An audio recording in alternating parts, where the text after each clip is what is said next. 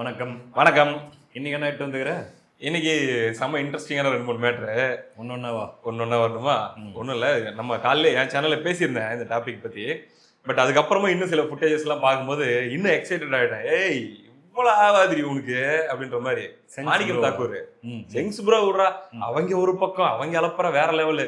நம்ம புஷியார் என்ன சொல்றாரு, 25 வருஷம் நம்ம கட்சி தான், நம்ம ஆட்சி தான், அதெல்லாம் விடுங்க அப்படின்ட்டு அவரு ஒரு பேசுறாரு. சரி பேசிக்கிட்டோம். இன்னொரு பக்கம் நம்ம தாவேக்கா ஐடிவிங்கள என்ன தெரியும் போடுறாங்க, புஷியார் வந்து பைஜாமா அந்த ஜிப்பா இருக்குதுல்ல, அதை மாட்டிட்டு நாடாளுமன்றத்தில் நிக்கிறாரு. ஜனநாயகனுக்கு நீங்க சர்டிபிகேட் கொடுத்திருந்தா இப்படி உட்காந்துக்க மாட்டீங்க, இப்படி நீங்க உட்காந்துக்க மாட்டீங்க, இப்ப நாங்க பிரதமர் ஆயிட்டோம் அப்படின்ட்டுலாம் டெம்ப்ளேட் போட்டு ஒரு பக்கம் ஓட்டிட்டு இருக்கிறாங்க. நல்லா இருக்கு, பண்ணதான் இருக்கு. இன்னொரு பக்கம் பார்த்தா சொல்லி வச்ச மாதிரி வரிசையா வர்றாங்க. முதல்ல ஆதவ அர்ஜுனால் ஆரம்பிச்சு ஜெகதீஸ்வரி இப்ப நேத்து பேசினாங்களா, காலில் எடுத்து பாக்குறேன் என்னடா நடக்குதுங்க அப்படிங்கிற மாதிரி. சிங்ஸ் ப்ரோ, ஸ்ரீநாத் ஆளாளுக்கு இந்தியாவை கைப்பற்ற போகிறோம், இந்தியாவை கைப்பற்ற போகிறோம்னு சொல்லி, அதாவது காங்கிரஸ் வலிக்குதுங்க அப்படின்னு முந்தானே சொல்லிட்டாங்க, போட்டு நசுக்குறாங்க. ஒரு ஊசி தலைமையில ஆல்ரெடி அவங்களுக்கு பணியாற மாதிரி வீங்கி இருக்குது, ஒரு ஊசி எடுத்துட்டு போய் குத்தி குத்தி விளையாடுறாங்க. தாவேக்கா இந்தியா எங்களுக்கு தான், இந்தியாவாகத்தான் ஆள போறோம் அப்படின்ட்டு ட்ரிகர் ஆயிடுச்சு. ஏன்னா நினைச்சு பாக்குறேன் ராகுல் காந்தியோட மனநிலை இப்ப எப்படி இருக்குன்ட்டு. ராகுல் காந்தியோட மனநிலையோட ராகுல் காந்தி ஒரு டைம் பண்ண புழுக்கு வேலையை நான் நினைச்சு பாக்குறேன். அதாவது விஜய் பதவியா இருக்கும் போது வந்து நின்றுகிட்டு அமைச்சர்கள் எந்திரிக்கும் போது விஜய் எந்திரிக்கிறாரு, ஆனா இவரு சும்மாகிறாரு, இவரும் ஒரு வாட்டி எந்திரிச்சு ஒரு நப்பாசத்தான், எங்க இந்த புண்ணியத்திலேயாச்சும் நம்ம பிரதமர் ஆயிடுவோமோ அப்படின்ட்டு. ஆனா வச்சாங்க பாரு ட்விஸ்ட். என்னடா திடீர்னு இப்படி ஒரு முழக்கம், அது ரொம்ப நாள் இருக்குது எலெக்ஷனுக்கு. இப்ப இருந்தே தாவேக்கா லைனா ஒருத்தர சொல்ல ஆரம்பிச்சிட்டாங்க. யாரோ ஒருத்தர் 2 பேர் ஆர்வ கோளாறுலாம் சொல்ல, கண்டிஷனா இது வந்து தெளிவான பதிவு பண்ண வைக்கிறாங்க. இது கண்டிப்பா மேலிடத்து இன்ஸ்ட்ரக்ஷன். ஆமா, மேட்ரு என்னன்னா அதுக்கப்புறம் வந்து இன்னைக்கு இவரு நம்ம மாணிக்கம் தாக்கூர்ரா, டக்குன்னு பேர் வேற வந்து தொலை மாட்டேங்குது, கதறல் பார்க்கணுமே. நான் ஒரு சின்ன பீஸ் தான் பார்த்தேன். ஏதோ ரசிகர் மன்றத்து ஆளுங்க ஆர்வத்தில் அதே மைண்ட் செட்ல பேசிக்கிறாங்கன்னு சொன்னதுதான் நான் பார்த்தேன். அதுக்கப்புறம் மறுபடியும் அடுத்தடுத்த சேனல்ல பார்க்கும்போது என்ன சொல்லியிருக்காப்புல, அந்த அதுப்புக்கு பேசணும்னு தான் நினைச்சிட்டு இருக்கிறேன். அதுக்கப்புறம் ஐயா ஸ்டாலின் அதுக்குள்ள போயிடலாம். அதாவது இவங்கெல்லாம் மெஜாரிட்டி இல்லாம இருந்தாங்க தாவேக்கா. எங்களுடைய தலைவர் ராகுல் காந்தி சொல்லிதான் நாங்க போயிட்டு 5 எம்எல்ஏக்கள் போய் நாங்க ஆதரவு கொடுத்தோம். இல்லைன்னா வந்து அமித்ஷா இந்நேரம் முடிச்சு விட்டுருப்பாப்புல, இபிஎஸ் தான் சிஎம் ஆயிருப்பாரு. அதெல்லாம் நினைச்சு பார்க்கணும். நீங்களாம் இன்னைக்கு அமைச்சரா உட்காந்துட்டு இன்னைக்கு பேசிட்டு இருக்கிறீங்களா அடுத்த பிரதமர்ன்ட்டு, முதல்ல நீங்க அமைச்சர் ஆகிறதுக்கே காரணம் நாங்க தான் அப்படின்ட்டு ஒரு வசனம் பேசிட்டு. வகையில உண்மைதானே? உண்மையா? சரி இப்படி எடுத்துக்கலாம், நீ சொல்ற லாஜிக் படி 5 எம்எல்ஏ நீங்க கொடுத்தீங்கப்பா. நான் எப்படி கேட்கறேன், உங்களுக்கு அமைச்சர் கொடுத்தாங்கல்ல, இப்ப நீங்களும் இன்னைக்கு தமிழ்நாட்டுல பல நூற்றாண்டுகள் கழிச்சு அமைச்சரா உங்க கட்சியில ஒரு ஆள் உட்காந்துக்கிறதுக்கு காரணம் யாரு? தாவேக்கா. சரி ரைட்டு, இப்ப பிரதமர் ஆசை அல்லது வந்து நாங்க தான் நெக்ஸ்ட் பிரதமர் அப்படின்னு சொல்லி தாவேக்கா சொல்றாங்க. அமைச்சர் மட்டும் இல்ல, ஒன்னே கண்ணே கண்ணு இருந்த ஒரே ஒரு ராஜ்யசபாவையும் தூக்கி காங்கிரஸ் கொடுத்தாங்கல்ல பிரவீன் சக்கரவர்த்திக்கு. இன்னைக்குதா சரி, இது ஒரு பக்கம் இருக்கட்டும். நாங்க தான் உங்களை வந்து இன்னைக்கு அதிகாரத்துல உட்காந்துட்டு இருக்கிறோம், உட்கார வைக்கிறதுக்கு காரணம் அப்படிங்கிறீங்கல்ல. நீங்க இல்லைனாலும் ஆல்டர்னேட்டிவ் ஆப்ஷன்ஸ் அவங்களால கிரியேட் பண்ண முடியும். நான் இப்ப கேட்கறேன், என்னோட டேபிள்லாம் தட்டி பேசுறேன், சரி விடு. நான் இப்ப கேட்கறேன், எம்பி எலெக்ஷனுக்கு போவோம். அடுத்து காங்கிரஸால தாவேக்காவுக்கு எத்தனை எம்பி கொடுத்துட முடியும்? நீங்க இல்லைனாலும் அவங்க ஜெயிப்பாங்க, நீங்க இருந்தாலும் அவங்க ஜெயிப்பாங்க. அவங்க ஆல்ரெடி கிறிஸ்டியன் ஓட்ல இருந்து எல்லாத்தையும் தூக்கிட்டு போயிட்டாங்க. நீங்க ஒரு டெட் வெயிட் தான் இன்னைக்கு தேதிக்கு. ஆனா விஜயால உங்களுக்கு எத்தனை எம்பி கிடைக்கும்? டீலிமிட்டேஷன் வந்தா 20 எம்பி ஆச்சும் தமிழ்நாட்டுல பாத்திரலாம்னு நீங்க நினைப்பீங்கல்ல. இது போக விஜய் சிஎம் அவருடைய செல்வாக்கை பயன்படுத்தி சவுத் இந்தியாலையும் கேரளா, கர்நாடகா, தெலுங்கானா, ஆந்திரான்னு சொல்லி மொத்தம் 126 எம்பி சீட் இருக்குது இன்னைக்கு டீலிமிட்டேஷனுக்கு முன்னாடி. அதுல 120 ஆச்சும் கவர் பண்ணலாம். உன் ஸ்டேக்ஸ் எவ்வளவு, நீ எவ்வளவு லாபம் அடிக்கலாம் நீ பிளான் பண்ணி வச்சிருக்கிற, அவ்வளவு அக்கறை இருந்தா எலெக்ஷன் முன்னாடி வர வேண்டியது தானே நீ. எங்க தலைவர் வந்து அப்படியே முதல்ல ஆதரவு கொடுக்க சொன்னதுனாலதான் நாங்க வந்து 5 எம்எல்ஏ ஆதரவு கொடுத்தோம் அப்படின்னு. அதெல்லாம் ஒண்ணும் கிடையாது. அவங்க தலைவர் சொன்னது என்னமோ உண்மைதான், ஆனா தாவேக்காக்கு நல்லது செய்யறதுக்கு கிடையாது. எங்க ஒரு வேலை டிஎம்கேவும் ஏடிஎம்கேவும் சேர்ந்து ஆட்சி அமைச்சிட்டாங்கன்னா நம்மளை வச்சு தள்ளி விட்டுருவாங்க, நம்ம அனாதி ஆயிரும் அப்படின்னு பயந்துட்டு தான் பறந்துட்டு வந்தது. இன்னைக்கு கரெக்டா அவங்கள எங்க வைக்கணுமோ அங்க வச்சு விஜய் டீல் பண்றாப்புல.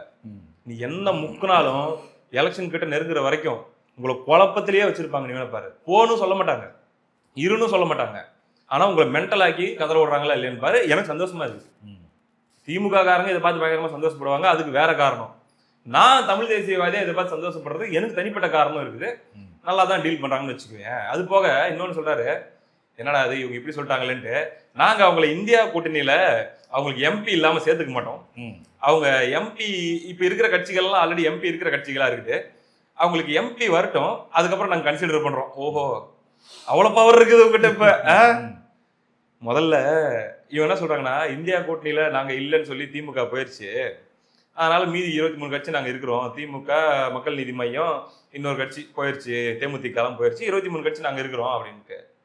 யார் இந்தியா கூட்டணியில இருப்பாங்கன்றது தேர்தல் நெருக்கத்துல தெரியும்ட்டு. நான் கேட்கறேன் காங்கிரஸ் கிட்ட, நீங்க இருப்பீங்களா இந்தியா கூட்டணியில? சரி, அந்த இந்தியா கூட்டணியில இருக்கிற கட்சிங்க எல்லாம் சேர்ந்து, கோமாளி நீ போ வெளியே, நாங்கெல்லாம் சேர்ந்து ஒரு அலைன்ஸ் ஃபார்ம் பண்ணிக்கிறோம்னு சொன்னா எங்கேயா போவீங்க? அதனால நல்லா இருக்கு, சரியா டீல் பண்றாங்க, டவுசரை கழட்டி ஓட விடுறாங்க, ஹாப்பி. ஓகேவா? இது ஒரு பக்கம் இருக்க. இப்ப நீ சொல்லு, என்ன ஐயா ஸ்டாலின் பயங்கரமான மோட்டிவேஷன் ஸ்பீச் எல்லாம் நேற்று கொடுத்திருக்காரு. கம்பேக் கொடுக்கறதுல ஸ்பெஷலிஸ்ட், நம்ம கம்பேக் கொடுப்போம் அப்படின்லாம் பேசியிருக்காரு. என்ன பண்றது? திமுகவுடைய தலைமை செயற்குழு கூட்டம் நேற்று நடந்திருக்குது. ஏற்கனவே ஒரு தடவை பார்த்தோம், எலெக்ஷன் முடிஞ்ச மறுகையோட இந்த தோல்விக்கு காரணம் என்ன, வாருங்கள் உடன்பிறப்புகளே அப்படின்ட்டு எல்லாரையும் கூப்பிட்டு அவருடைய சஜஷன்லாம் கேட்டு முடிச்சிட்டாரு போல இருக்குது. இப்போ ஒரு கன்க்ளூஷனுக்கு வந்துட்டாப்ல. நேற்று அந்த செயற்குழு கூட்டத்தில் வந்து அவர் பேசுறாரு. உண்மையிலே ஒரு கட்சியுடைய தலைவராக திமுகவுடைய தலைவர் ஐயா ஸ்டாலின் அவருடைய பேச்சு கன்வின்சிங்கா தான் இருந்துச்சு எனக்கு. அதாவது தவறுகளை ஒத்துக்கணும், நம்ம பிடிச்ச கட்சி, பிடிக்காத கட்சி, ஆகாத கட்சின்றது 2ஆம் பட்சம். பட் ஒரு கட்சி தலைவரா அவருடைய பேச்சு அந்த இடத்துல தொண்டர்களுக்கு உற்சாகம் மட்டும் இல்ல, என்ன பண்ண அடுத்த கட்சியை காப்பாற்ற முடியும்ன்ற அவருடைய கன்சர்ன் வந்து நல்லா பார்க்க முடியும். ஒரு 2-3 விஷயம் சொல்லலாம். என்னென்ன ஐடியா கொடுத்தாரா? ஒண்ணு, நம்ம இவங்க வந்து ஏதோ கட்டமைப்பு இல்லாத கட்சி தாவேகா, ஏதோ வந்தாங்க, விளையாட்டு வாக்கில் ஆட்சி பிடிச்சிட்டாங்க. பட் அதே மாதிரி நம்ம கட்டமைப்பு இல்லாம இருக்க முடியாது, இருக்கவும் கூடாது. அதனால நம்ம என்ன பண்றோம்னா கட்சியை மறுகட்டமைப்பு பண்றோம். இந்த கட்டமைப்பு பண்றதுல நிறைய இளைஞர்களை உள்ள கொண்டு வர போறோம். அப்ப இளைஞர்களை உள்ள கொண்டு வர போறோம்னும் போதே முன்னாடி வரிசையில் உட்காந்துக்கிற பெருசுங்களுக்கு கொஞ்சம் இல்ல, அவங்க பாத்துட்டாங்கடா, பாக்குற அளவுக்கு பார்த்தாச்சு, அனுபவிச்சாச்சு விடு. அந்த இளைஞர்கள் யாரா இருக்க போறாங்க? அவங்களோட பிள்ளைங்களா தானே இருக்க போறாங்க. சரி, ஓகே, இளைஞர்களை கொண்டு வர போறோம். சிலருக்கு இது கசப்பா இருக்கும், பட் உடம்புக்கு கசப்பு தான் நல்லது அப்படின்ட்டு சொல்லியிருக்காரு. கட்சியை மறுகட்டமைப்பு பண்றது ஒண்ணு, அதே மாதிரி இன்னொன்னு சொல்லியிருக்காரு. என்ன அப்படின்னா, மறுபடியும் கம்பேக் கொடுப்போம். கம்பேக் கொடுக்கறதுல நம்ம தான் ஸ்பெஷலிஸ்ட், நம்ம பார்க்காத தோல்வியே கிடையாது. அது உண்மைதானே, தோல்வியை மட்டும் தானே அதிகமா பார்த்துருக்குறாங்க. அப்படின்னும் போது உண்மையிலேயே அந்த அளவுக்கு மோட்டிவேஷன் கொடுத்து பேசினாரு. ஒரு கட்சி தலைவரா உண்மையிலே ஒரு பொறுப்பான ஒரு தலைவரா நான் அவரை பாக்குறேன். சரி, ஓகே, நான் ஒரு இடைமறிவு சொல்லு. என்ன நம்பிக்கையில பேசுறாரு நீ நினைக்கிற? என்கிட்ட சில பாயிண்ட்ஸ் இருக்கு. என்ன நம்பிக்கையில டிஎம்கே மறுபடியும் கம்பேக் கொடுக்கும்னு ஸ்டாலின் நம்புறாருன்னு ஒரு கேள்வி வரும். ஏன்னா அவங்களுக்கு இருந்த மேஜர் பாலிடிக்ஸே பிஜேபி எதிர்ப்பு அரசியல், கிறிஸ்தவர், இஸ்லாமியர், பட்டியல் சமூக வாக்குகளை குறி வச்சு பண்ண அரசியல், கிட்டத்தட்ட ஒரு 22% ஓட்டு. இது இப்ப அந்த பக்கம் போயிருச்சு. கூட்டணின்றது மிகப்பெரிய ஸ்ட்ரென்த்தா வச்சுட்டு இருந்தாங்க. அந்த கூட்டணியும் அப்படியே கொத்தாட அந்த பக்கம் பிடிக்கிட்டு போயிருச்சு. இப்ப ஒத்த மரமா நிக்கிறாங்க. கூட தேமுதிக விட்டுரு. எந்த நம்பிக்கையில கம்பேக் கொடுத்துட முடியும்னு இவங்க நம்புறாங்கன்னு நீ நினைக்கிற? எந்த நம்பிக்கையில அப்படின்னா, மேபி பாஜக கிட்ட மறைமுக டீல் பேசிட்டு இருக்கிறதா ஒரு விஷயம் கேள்விப்படுறோம். அது எந்த அளவுக்கு அது சாத்தியப்பட போகுது அப்படிங்கிறது தெரியல. மொத்தத்துல அவங்க வரலாம், நாளைக்கு இந்த ஆட்சி இப்படியெல்லாம் இருக்காது, இப்போ நல்ல பேரோட பயங்கரமா ஆஹா ஓஹோன்னு செல்வா கூட இருக்கிறாங்க இல்லையா, நாளைக்கு ஆன்டி இன்கியூமென்சி வரலாம். அப்படி ஆன்டி இன்கியூமென்சி வரும்போது நாளைக்கு நம்ம கூட கூட்டணிக்கு பாஜகவும் வந்து சேரலாம். நம்ம இப்போ வேற மாதிரியான நேரட்டிவ் செட் பண்ணி கொண்டு போகலான்ற மாதிரி ஐடியாவில் கூட இருக்கலாம். அல்லது எனக்கு அது ஒன்றும் புரியல. எனக்கு ஒரு ஐடியா. என்ன கணக்கு தெரியுமா? இங்கே தான் கருணாநிதி உள்ள வராரு. கருணாநிதி டெக்னாலஜி தம்பி, கருணாநிதி டெக்னாலஜி. கூட்டணிக்கு கட்சியே இல்லைன்னா என்ன தெரியும் பண்ணுவாங்க? கட்சிங்களை உருவாக்குவாங்க. சரியா? எலெக்ஷனுக்கு ஒரு 3 வருஷம் 4 வருஷம் இருக்கும்போது கட்சிகளை அவங்களே உருவாக்குவாங்க. வளருங்கடா, ஆளாளுக்கு வளருங்க. வளர்ந்ததுக்கு அப்புறம் வந்து சேர்ந்துருங்க. எண்ணம் போல் வாழ்க்கை, எண்ணம் போல் தான் வாழ்க்கை, எண்ணம் போல் தான் வாழ்க்கை. ஓகேவா? ஒரு ஒரு தகவல் வருது. அது என்னன்னா, எண்ணம் போல் வாழ்க்கை வந்து அது நம்ம உதயநிதி அவர்களுடைய எண்ணம் போல் தான் அது நடந்துட்டு இருக்குதுன்ற மாதிரி ஒரு தகவல் வருது. என்ன மேட்டர் இன்னும் கொஞ்சம் டீப்பா டீகோடிங் பண்ணணும் அப்படின்னா, இளைஞர் ஓட்டுகள் சாதி மத பேதம் இல்லாம விஜய் பக்கம் பயங்கரமா போயிட்டு இருக்குதா? இப்போ அந்தந்த சமூகத்துல இருக்கக்கூடிய இளைஞர்களை இழுத்து பிடிக்கணும்னா அந்தந்த சமூகத்துக்குன்னு சில தலைவர்களை உருவாக்கணும். பழைய தலைவர்கள்லாம் கொஞ்சம் அவுடேட் ஆயிட்டாங்க. இப்ப நாயுடு சமூகம் இருக்குது அப்படின்னா தேமுதிக இருக்கு, வைகோ இருக்காரு, பட் அந்த அளவுக்கு இல்ல, எஃபெக்ட் இல்ல. ஹோல்ட் பண்ண முடியல. விஜய் பிரபாகரனால அதை பண்ண முடியல. சிறுவுலத்தனமா பேசிட்டு இருக்காரு. ஓகேவா? இப்ப எண்ணம் போல் வாழ்க்கை அவர் வந்தாருன்னு வச்சுக்கேன், அவங்க கொடி கலர்ல இருந்து எல்லாத்தையும் நம்ம பார்த்துட்டோம். அவர் பொதுவான அரசியல் தான் பேசுவாரு, தமிழருக்கான அரசியல் பேசுற மாதிரி தான் பேசுவாரு. ஆனா அவர் சம்பந்தப்பட்ட ஆட்களுக்கு அவர் யாருன்னு தெரியும், புரிய வேண்டியவர்களுக்கு புரியும். அப்ப போன எலெக்ஷன்ல அதீத கவர்ச்சி, சினிமா கவர்ச்சியாலனே வச்சுக்கலாமே, தாவேகாக்கு ஓட்டு போட்ட அந்த செக்டார் அது பழைய திமுக ஓட் பேங்க் தான். அதை தடுத்து நிறுத்த முடியுமா? திமுக தெளிவா தெரிஞ்சிருச்சு, நம்ம ஓட் பேங்கை எந்த அளவுக்கு ஏத்த முடியும் அப்படிங்கிறது இன்னைக்கு தெரியல. ஆனா அங்க இருக்கிற ஓட் பேங்க்ல எவ்வளவு வெட்டி செதுக்கி குறைக்க முடியும் அப்படின்னு பார்க்கும்போது, அப்போ ஒரு சமூகமும் கொஞ்சம் டீட்டெயிலா மைக்ரோ லெவல்ல போவோம். அப்ப எண்ணம் போல் வாழ்க்கை உள்ள வந்திருக்காரு. இப்ப அதுல வெறும் சமூகம் மட்டும் இல்லாம சினிமா கவர்ச்சியும் சேர்ந்து கொஞ்சம் உள்ள வந்து அதுதானடா அட்ராக்ட் பண்ணுது, அதுதானே அட்ராக்ட் பண்ணுது. அப்போ ஓகே, ஒரு உதாரணத்துக்கு சொல்றேன், நாளைக்கு என்ன வேணா நடக்கலாம். ஒரு அலைன்ஸ் பார்ட்னர் செட் பண்ண மாதிரி ஆச்சு, அல்லது தனியா நிக்க வச்சாச்சு, அதை ஸ்பிளிட் பண்ணி எடுத்துரு, அவ்வளவுதான், கொஞ்சம் உடச்சு ஓகேவா? சரி, சும்மா ஒரு கற்பனையில சொல்லலாமே, சொல்லி வைப்போம், நடந்தா கிளைம் பண்ணிப்போம். நாளைக்கு ரஞ்சித் அரசியலுக்கு வராரு, தாவேகா பட்டியல் சமூகத்துக்கு எதிரான ஒரு எதிரான கட்சி, ஏற்கனவே பேசினாரு, 7 அமைச்சர் போட்டதுனால நீங்க என்ன நல்லது பண்ணிட்டீங்கன்னு அர்த்தமா? அப்படிலாம் ஒண்ணும் கிடையாதுன்னு சொல்லி கடுமையா அவங்க பட்டியல் சமூகத்துக்கு எதிரான கட்சின்ற மாதிரி பேசியிருப்பாரு. நாளைக்கு ரஞ்சித் ஒரு கட்சி ஆரம்பிச்சிடுறாரா, ஓகேவா? ஆரம்பிச்சு அவரும் பாத்தீங்கன்னா அவங்க அந்த இளைஞர்கள் மத்தியில பெரிய ஈர்ப்பு இருக்கக்கூடிய ஒருவர், அவரை நல்லா ப்ரொமோட் பண்ணி கொண்டு வராங்க. எய்தர் அவர் தனியா நிக்கிறாரோ அல்லது பாத்தீங்கன்னா திமுக அலைன்ஸ்ல எதிர்காலத்துல வராரோ, ஒரு குறிப்பிட்ட பட்டியல் சமூக வாக்குகளை அங்கிருந்து உடச்சு எடுக்க முடியுமா? தாவேகால இருந்து ஆல்ரெடி தோழர் திருமா மேல இருந்த அந்த ஒரு பட்டியல் சமூகத்தினர் இருந்த அந்த ஒரு இது கொஞ்சம் குறைஞ்சிட்டு தான் வருது. நான் சொல்றது டைரக்ட் டிவிகே உடைய பட்டியல் சமூக ஓட் பேங்க் சொல்றேன்டா. இல்ல, நான் ரெண்டுமே மிக்ஸ் பண்ண ஓட்டு சொல்றேன். டிவிகே பிளஸ் இது விசிகே. இப்ப இவரு ரஞ்சித் ஒரு பக்கம் எழுந்து வராரு, ஒரு மிகப்பெரிய ஒரு போராட்டம் முன்னெடுக்கிறாரு, அவர் புரட்சி பண்ற மாதிரி ஒரு ப்ரொஜெக்ஷன் ஒண்ணு பண்றாங்கன்னு வச்சுக்கேன், ஒரு குறிப்பிட்ட சதவீத மக்கள் அவர் பின்னாடி திரளுவாங்களா? இளைஞர்கள் இவங்களுடைய டார்கெட்டே இந்த 30+ பெரிய மெஜாரிட்டியில டிவிக்கு பக்கம் இருக்குது. அதை ஒவ்வொரு சொசைட்டி வாரியா கட் பண்ணி பிரிச்சிட்டோம்னாலே அவங்க கொஞ்சம் வீக் ஆகுவாங்க அப்படின்ற கணக்கு இவங்க போடுறதுக்கான வாய்ப்பு இருக்கு. இதை நான் ஜஸ்ட் ஏன் இப்படி இவங்க எல்லாம் யோசிக்க மாட்டாங்கன்னு நானா யோசிச்சு சொல்றேன். அடுத்ததாக யோசிக்க கூடியவங்க தானே. ஆமா, மாரி செல்வராஜ் இருக்காப்புல. மாரி செல்வராஜுக்கும் உண்மையிலேயே தேவேந்திர குல வேளாளர் சமூக மக்கள் இளைஞர்கள் மத்தியில பயங்கரமான ஒரு கிரேஸ் இருக்கு. நீ 3 பேருக்கும், தனுஷ் ஆகட்டும், ரஞ்சித் ஆகட்டும், மாரி செல்வராஜ் ஆகட்டும், நீ பொருத்தி பார்க்க வேண்டியது அந்தந்த சமூக மக்களிடையே இளைஞர்களிடையே இருக்கக்கூடிய கிரேஸ். அதுதானே இங்க வியாபாரம் ஆகுது விஜய்க்கு. அதே வியாபாரத்தை நம்மளும் வெவ்வேறு டிபார்ட்மெண்டா பிரிச்சு பண்ண வச்சு அதுக்கப்புறம் தேவைப்பட்டா ஒரு அலைன்ஸா ஃபார்ம் பண்ணலாம் அப்படின்ற ஒரு கணக்கு இருக்கலாம். அது போக இவங்க பாமக கிட்டையும் பேசிட்டு தான் இருக்காங்க. பாஜக விட்டுரு இந்த இடத்துல, பாஜக ஏடிஎம்கே ஓட இருக்கிற மாதிரி. நான் சொல்றது பிளான் பி பிளான் சி, இப்படி வை. சரி, இப்படி வை. பாஜக, திமுக, பாமக இப்ப இந்த மாதிரி ஒரு காம்பினேஷன்ல டிஎம்கே யோசிக்கிறாங்கன்னு வச்சுக்கலாம். பாமகவை பொறுத்த வரைக்கும் இன்னைக்கு தமிழ்நாட்டில் இருக்கக்கூடிய கட்சிகள்லயே அதிகமான ஒரு பார்கெனிங் பவர் அல்லது டிமாண்ட் இருக்கக்கூடிய கட்சினா பாமக. அவங்க இன்னைக்கு பாரு லைட்டா அதிமுக கிட்ட இருந்து விலகி தான் நிற்பாங்க. இன்னைக்கு அலைன்ஸ்ல இருந்து வெளியே போறேன்னு சொல்லல, ஆனா லைட்டா விலகி நிக்கிறாங்க. ஏன்னா அவங்க இப்போ டிவிகே சைடும் டிமாண்டு, டிஎம்கே சைடும் டிமாண்டு, ஏடிஎம்கே சைடும் டிமாண்டு. அப்போ அவங்க கிட்டையும் இவங்க முயற்சி பண்ணலாம். ஸோ இப்படி ஒரு கணக்கு போடலாம். திமுக நம்ம அண்ணன் சீமான் அவர்களை எப்படியாச்சும் உள்ள கொண்டு வர முடியுமா அப்படின்ட்டு 2 கட்சியுமே முயற்சி பண்ணிருக்குது. செகண்ட் ஹையஸ்ட் டிமாண்ட் இருக்கிற கட்சி கூட்டணி அரசியலுக்குள்ள ஒருவேளை போகணும்னு முடிவு எடுத்துட்டாங்கன்னா, கூட்டணி அரசியலுக்குள்ள போகணும் முடிவு எடுத்துட்டாங்கன்னா அதான் ஃபர்ஸ்ட் ஹையஸ்ட் டிமாண்ட் இருக்கிற கட்சியா மாறும். ஆமா, அவங்களுக்கும் பாத்தீங்கன்னா ஏடிஎம்கேவும் ட்ரை பண்ணிட்டு இருப்பாங்க, இப்ப டிஎம்கேவும் ட்ரை பண்ணிட்டு இருப்பாங்க. இப்ப இது எல்லாத்தையும் மனசுல வச்சுதான் அப்படி ஒன்னும் இந்த காங்கிரஸ், கம்யூனிஸ்ட், விசிகே போயிட்டதுனால நம்மளுடைய ஓட் பேங்க்லாம் ஒன்னும் காலி ஆயிரல, நம்மளுடைய கூட்டணிக்கான ஆப்ஷன்லாம் ஒன்னும் க்ளோஸ் ஆயிரல. இப்போதைக்கு மைக்ரோ லெவல் ஒர்க் பண்ணுவோம், கட்டமைப்பை ஸ்ட்ரென்தன் பண்ணுவோம், இந்த மாதிரி புது கட்சிகளையும் கொஞ்சம் உருவாக்கி வைப்போம். க்ளோஸ் டு எலெக்ஷன்ஸ் எந்த காம்போ கரெக்டா இருக்குமோ அப்படி ஒரு காம்போவை நம்ம செட் பண்ணுவோம் அப்படிங்கிறது தான். இந்த மாதிரியான விஷயங்கள் எல்லாம் மைண்ட்ல வச்சுட்டு தான் ஸ்டாலின் ஐயா ரீகன்ஸ்ட்ரக்ட் பண்ணிட்டு இருக்கிறார் இப்ப டிஎம்கேவை. நிறைய இன்ட்ரெஸ்டிங்கான விஷயங்களை நம்ம பார்க்க போறோம் அப்படின்னு மட்டும் எனக்கு தெள்ள தெளிவா தெரியுது. ஏன்னா அவங்களுடைய மிகப்பெரிய பிரச்சனையாக இருந்ததே என்ன அப்படின்னா திமுகவுக்கு கட்டமைப்பு தான். எல்லாரும் சொல்லுவாங்க இல்ல கட்டமைப்பு எல்லாம் நல்லா தான் இருந்துச்சுன்ட்டு. நல்லா இருந்தா இப்ப ஏன் இதை வந்து உட்காந்துட்டு இவ்வளவு உட்காந்து ரிப்பேர் பண்ணிட்டு இருக்க போறாங்க? கம்பேர் டு அதிமுக, திமுக கட்டமைப்பு வீக். அப்ப அந்த கட்டமைப்பை உருவாக்கணும் அப்படிங்கிறதுக்காக தான் முதல் கட்டமா இவங்க என்ன பண்றாங்கன்னா இது எல்லாத்தையும் செட் பண்ணி வைக்கிறாங்க. அதுக்கப்புறமா மற்ற விஷயங்களை ஜோடிச்சு கொண்டு வந்துடலாம்.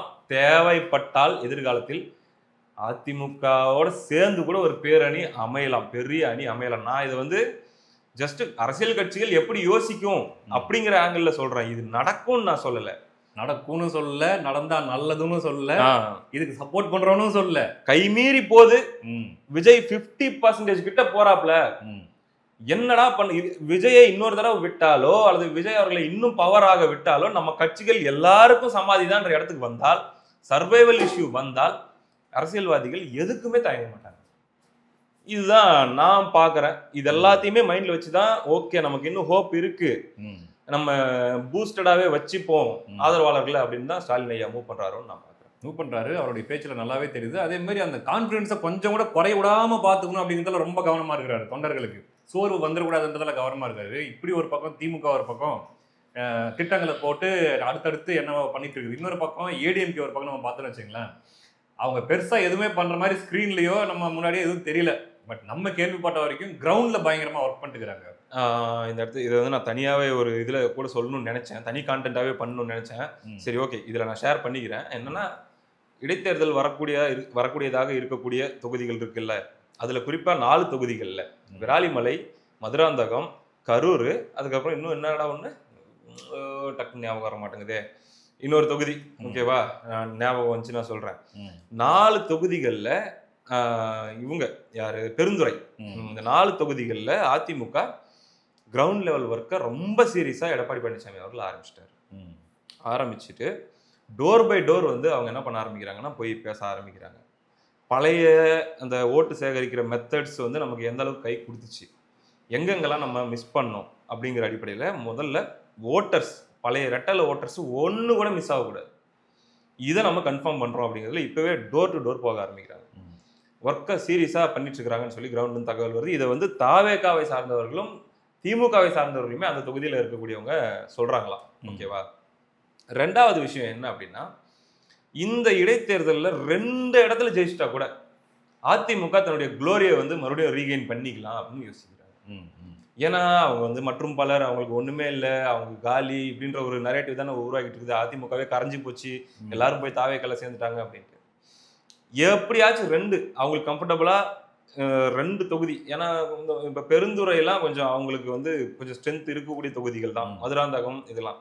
பட் அங்கிருந்து அந்த வெயிட்டான கேண்டிடேட் வந்து கட்சி மாறி போயிட்டாங்க அப்படின்னும் போது எப்படியாச்சும் ஒர்க் பண்ணி 2 இடத்துல ஜெயிச்சிட்டோம்னா கூட நீங்க நினைக்கிற அளவுக்கெல்லாம் டிவிக்கே ஒன்றும் அப்படியே வீழ்த்த முடியாத கட்சியெல்லாம் ஒன்றும் இல்லை அப்படிங்கிற ஒரு சிக்னலை, பெர்செப்ஷனை நம்ம வந்து கொடுக்கலாம் அப்படின்றதுனால இதுல தான் இடைத்தேர்தலில் தான் ரொம்ப ஃபோக்கஸ்டா இவங்க ஏடிஎம்கே இருக்காங்க.